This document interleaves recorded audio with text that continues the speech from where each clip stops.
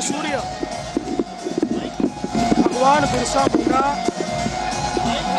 यांनी जल जमीन आणि जंगलाचा लढा इंग्रजांच्या विरुद्ध लढला, आदिवासी समाजात क्रांती पेटवली आणि इंग्रजांपासून आणि त्यांच्या अत्याचारापासून मुक्ती मिळवली। असे धरती आबा भगवान बिरसा मुंडा यांची जयंती जनजाती गौरव दिवसाच्या निमित्ताने आपण साजरी करतो।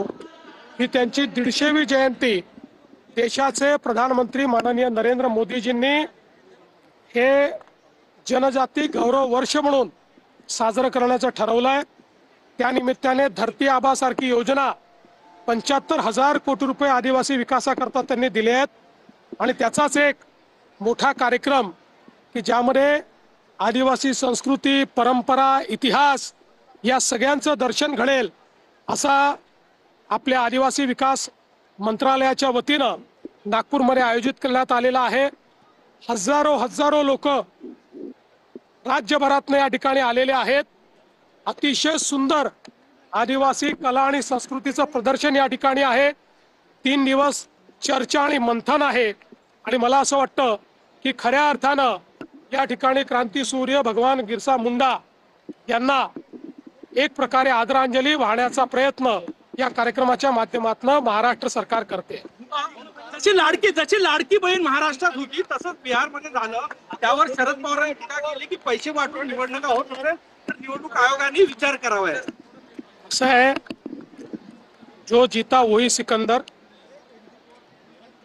हारल्यानंतर, पराभव झाल्यानंतर पराभव स्वीकारता आला पाहिजे, मोकळ्या मनानं आपल्या चुका कबूल केल्या पाहिजेत, आत्मपरीक्षण केलं पाहिजे। पण आत्मपरीक्षण करणं हे आमच्या विरोधी पक्षाला मान्य नाही। खऱ्या अर्थानं या ठिकाणी वेगवेगळ्या प्रकारच्या ज्या काही योजना आहेत या योजना करण्याची संधी सगळ्यांनाच होती। त्यांची सरकार होती तेव्हा त्यांनाही होती, त्यांनी केल्या नाहीत। आम्ही योजना केल्या तर लोकांना आवडल्या आणि लोकांनी आम्हाला मतदान केलं, त्यावर लोकांना दोष देण्याचं कारण काय? राहुल गांधी ने कहा है कि समीक्षा करेंगे, वो कह रहे हैं कि शुरुआत से निष्पक्ष नहीं था। कि मैंने इसके ऊपर कल ही बोला है, मैं बार बार नहीं बोलूंगा। मैंने कल ही बता दिया है कि वो जब तक आत्म परीक्षण नहीं करेंगे वो मट्टी में ही जाएंगे, मट्टी पलीती होईल। अजित पवार यांनी अमित शहाची भेट घेतली आहे, पवार प्रकरणात काही चर्चा होणे शकते?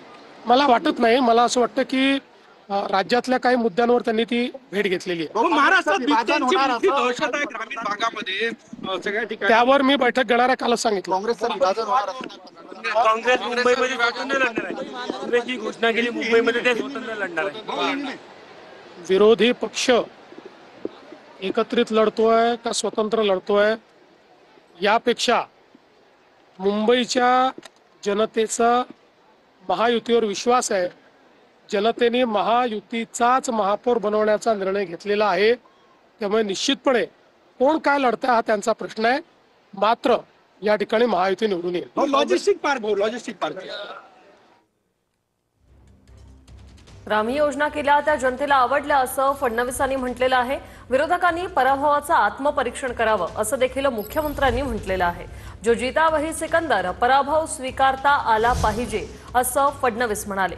जनतेचा महायुतीवर विश्वास असंही वक्तव्य मुख्यमंत्री फडणवीसांनी केलेलं आहे। आमच्या योजना आवडल्यानं लोकांचं आम्हाला मतदान।